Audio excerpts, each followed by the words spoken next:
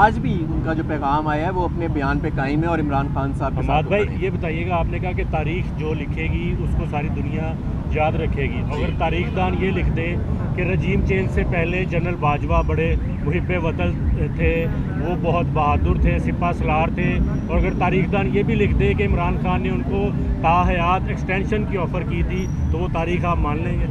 देखें, तारीख लिखे लेकिन बहुत सारी चीज़ें उसमें लिखी जाएंगी। ज़ाहिर है हमारा मौक़िफ़ भी उसके सामने आएगा। और देखें, जो आर्मी चीफ़ होता है उसके साथ ज़ाहिर है कि तमाम लोग जो हैं वो चलते हैं।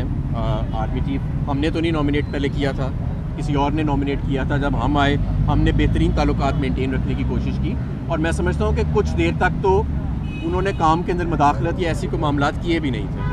बाद में जाके मुझे नहीं पता क्या हुआ। सर, दोबारा हुकूमत मिली तो NRO 2 जो देने वालों को आप सज़ा या कटहरे में लाएंगे या इस NRO 2 के फीते कर देंगे हम। बहुत शुक्रिया। साहब ये बताइएगा, जाते जाते ये जो एक्सटेंशन वाला कानून बनाया गया था, आप क्या समझते हैं? मेरा ख्याल है इस एक्सटेंशन वाले कानून को ख़त्म कर देता हूँ।